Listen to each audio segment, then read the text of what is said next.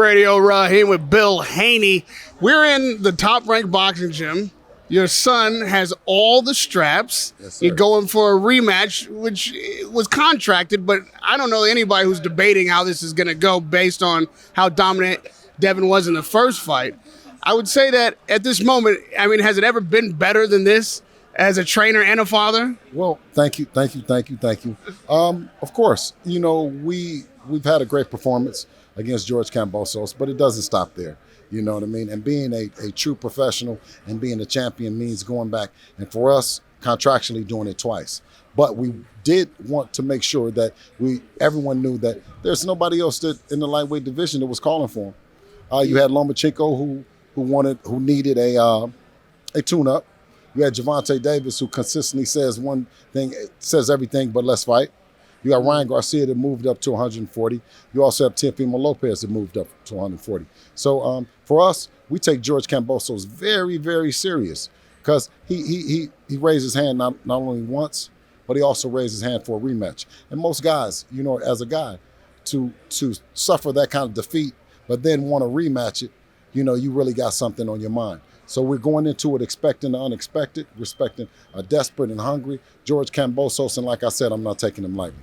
Well, to that end, if he's hungry and desperate, he did win those titles in an upset once before. Yes, sir. Was there anything that you saw in the first fight that could pose a real threat in the second fight if he were to tune it up or to make a simple adjustment? Well, anything. Like I said, at this level, you go into it knowing that you have to expect the unexpected. So going into it with that mindset, you want to come in as prepared as possible. So, I mean, Devin has an array of tools. We've been sharpening them up. You know what I mean? And I'm more than confident that he'll make the adjustment to whatever he brings on fight night. Now, Devin has exemplified a young champion. He is clearly ready, and we're a month out. Yes. He's in the gym where he should be. But it's not a news story to hear of a young champion getting a lot of attention, a lot of money, maybe all the straps, and then losing focus. Right. Or deciding that he's already knows everything and has done enough and can just kind of mail it in the second time. How do you, again, as a trainer and a father, guard against that from your son and your pupil? Well, for a very long time, I mean, you've been knowing Dev since the beginning. My strategy was to keep a lot of distractions around him for this time. He's ready for the moment. He's ready for the lights. Distractions aren't a problem. He's grew up in Las Vegas, so he's been around everything. He's got a chance to watch the legendary Floyd Mayweather, the work that he's brought to the table, the way that Floyd was not distracted by the lights, both inside the ring and outside the ring. So, I mean, we've just did a lot to prepare for this moment, and Devin is more than ready.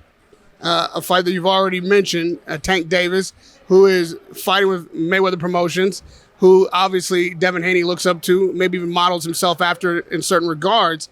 No, you said models himself after which one? As in Floyd Mayweather. Oh, Floyd Mayweather, of course. Okay, because you mentioned, I didn't want to make sure that Tank Davis and Floyd Mayweather wasn't mixed up. No. Said Floyd. Right. The point I'm making is that Tank's with Floyd, Devin idolizes Floyd. Now you got me saying it. You got me saying it. Well, let's get Floyd. Okay. And we even saw him in the Mayweather gym taking some instruction. Oh, absolutely. Floyd has been bigger than this building in terms of being instrumental to Devin's career, both from close and afar. You know what I mean? So it's they called it the Mayweather blueprint, green print, or whatever. That we studied well, you know what I mean, and then executed this stage of Devin's career to the best of our ability. Not that we're comparing the pretty boy or the dream or whatever, but we understood that it took hard work, it took teamwork to get there, and that's what we took most from it. I mean, at this stage, Floyd could be very instrumental in making the fight that you want to make so badly. What do you think is preventing Mayweather from putting Tank in with Haney? Well, I mean, he's a smart businessman. He's also an athlete that has an acumen for this sport, that he understands the threat that Devin brings. And I think that if anything, Floyd would want to be with both fighters and have the fight than to be with one fighter and have the fight. So What do you think? He's holding out to have some kind of promotional contract with Devon? Well, no, I don't know. I mean, again, I would be having to speak for him, but I couldn't see what reason why he would not want the fight to happen, because the people want to see the fight. And if you're doing it for the people, of the people, by the people, then this is the right thing to do. You know what I mean? But if you could ask me why it's not happened and it hasn't happened that far, then that would require for me to give some speculation. Lomachenko would have to be the most accomplished fighter in this division now, alongside Haney. Absolutely not. He's not the most accomplished fighter in the division. You have the undisputed champion. I said alongside Haney. Well, listen, there's not alongside. When you say the most, that means one. So when we talk about the most, or do we say of many? I believe that the ultimate prize, like he said, like Lomachenko has said, was to become undisputed. That's the ultimate prize for him. So by Devin achieving what Lomachenko and me and everyone else considers to be the ultimate prize, I think Devin is the most accomplished in the lightweight division. Okay. Second to Devin, the most accomplished fighter in the division would have to be Lomachenko. Yes, sir. And we've heard Devin criticize Tank for not fighting anybody, even speculating that he doesn't want to fight anybody. But it's also probably the biggest fight in the division would be Tank and Haney.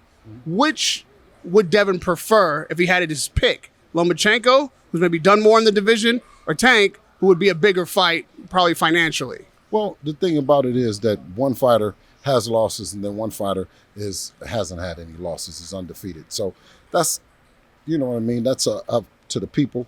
And again, I would tend to say it would be Tank, because he's an undefeated fighter.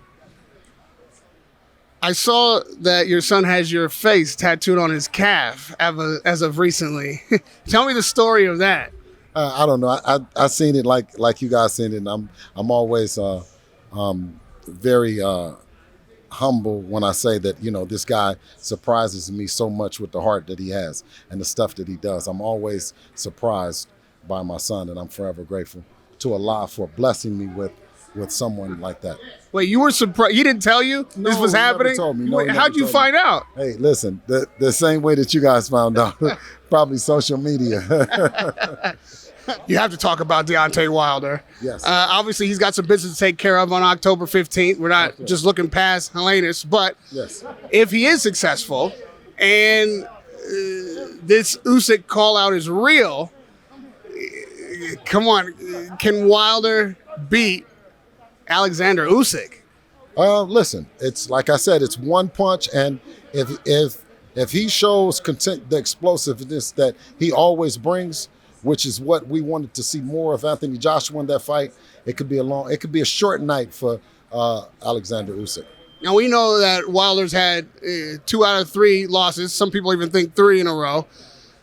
But do you think that those 3 fights made him better? And if so, how? Well, I mean, you're in there with someone that's Fury, that's being considered arguably one of the better heavyweights of all time, right? Depending on who you're talking to. And then you have Deontay Wilder, who is also one of the best heavyweights of all time as well. That's just something that is when King Kong meets Godzilla. You know what I mean? I don't think that Fury could beat him 10 out of 10 times. I think that, you know what I mean, he has Fury's number on that night. But Usyk and Wilder is a hell of a matchup. AJ and Fury is a hell of a matchup. And then you can change them all up any way you want to scrap them. All right, you gotta put your cards on the table for one question. One, you gotta commit. When all this dust is settled and these big 4 heavyweights have turned into one, who are we gonna be looking at holding all them straps? Hey, listen. In this business, in the heavyweight division, that's one division that you have to tune in and watch, because it's one punch that can change the night for anyone. I'll say the biggest fight that could happen this year, and it's not often that the heavyweight title can be eclipsed, especially if you're possibly undisputed, but Crawford, Spence, if they actually get that on, which it seems closer than it's ever been, where are you now with how you see that fight, and who wins? Once again, that's a fight that that the fans clearly are the winners of that one. No, that fight happens to be closer than any fight ever, right? Right now, that's closer than any fight to me. Break it down one corner or the other. If you're in Spence's corner, what are you telling him to do? Okay, I'm telling Spence that we can't let Crawford gain any momentum. We can't let him get ahead in the rounds, because if we start chasing him, it could be a long night. So we got to apply some pressure to Crawford, make him man up, make him man up from the beginning. But with Crawford, I would tell Crawford, let's stay on the outside and let's try to steal a few rounds from him. You know what I mean? Let's see, can we figure him out a little bit, because I feel that Spence is the strongest in those first round, first 30 seconds. He's probably stronger than Crawford, and Crawford's he's a bad boy. So I would like to get some wind in there, get some rounds in, and then let's see what Spence would be looking like if I'm saying Crawford. But if I'm Spence, I'm saying, let's apply some pressure to him. Let him feel who you are. We see your teammate Church here on a regular basis, makes everybody smile. He's got some great poems and one-liners. You create an atmosphere of success around your son. But if on October 15th, it gets tight in there, if he needs a word to push him past where he's at in a fight, something to make him dig deep, what is that thing that you touch on? What is the thing that you can make your son switch gears maybe to a higher level than he's ever been at before? Mount Rushmore. Radio Rahim with Bill Haney. It's a pleasure to talk to you. Good luck October 15th, and congratulations on all the success this year. Radio Rahim with Bill Haney. Thank you.